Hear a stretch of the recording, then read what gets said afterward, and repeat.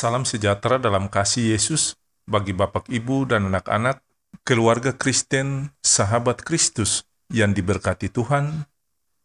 Janganlah hendaknya kamu khawatir tentang apapun juga, tetapi nyatakanlah dalam segala hal keinginanmu kepada Allah, dalam doa dan permohonan dengan ucapan syukur.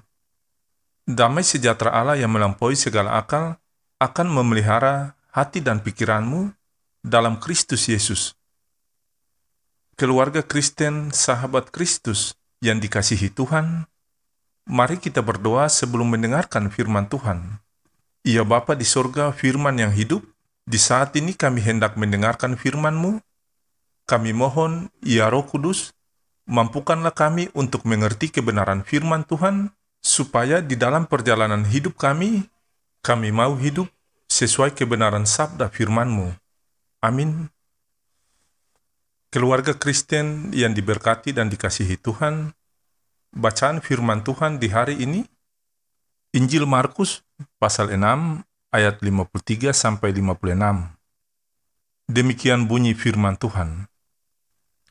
Setibanya di seberang, Yesus dan murid-muridnya mendarat di Genesaret dan berlabuh di situ.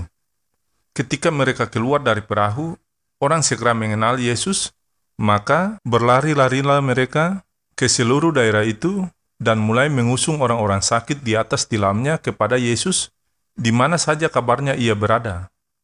Kemanapun ia pergi, ke desa-desa, ke kota-kota, atau ke kampung-kampung, orang meletakkan orang-orang sakit di pasar dan memohon kepadanya, supaya mereka diperkenankan hanya menjamah jumbai-jubainya saja, dan semua orang yang menjamahnya menjadi sembuh. Demikianlah firman Tuhan di saat ini. Sesungguhnya yang berbahagia adalah mereka yang mendengarkan firman Allah dan memeliharanya. Amin. Keluarga Kristen, sahabat Kristus yang diberkati dan dikasihi Tuhan, santapan harian keluarga di hari ini berjudul Kepekaan dan Kepedulian Bersama untuk Kesembuhan. Keluarga Kristen yang diberkati dan dikasihi Tuhan, setiap orang sakit pasti tidak mampu menolong dirinya sendiri, tetapi ia membutuhkan pertolongan orang lain. Apakah itu anggota keluarganya, sahabat, teman, bahkan orang-orang yang ada di sekitarnya.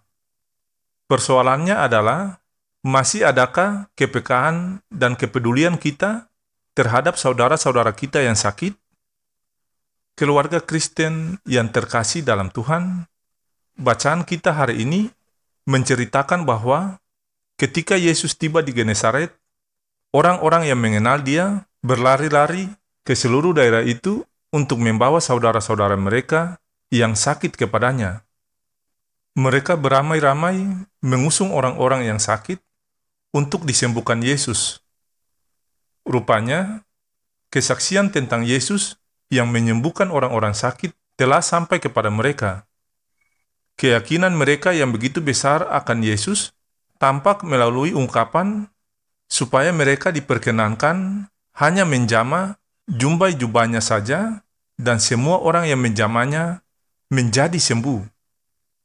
Keluarga Kristen, sahabat Kristus yang terkasih, saat ini banyak orang yang menderita sakit dengan berbagai jenis penyakit yang mengancam kehidupan.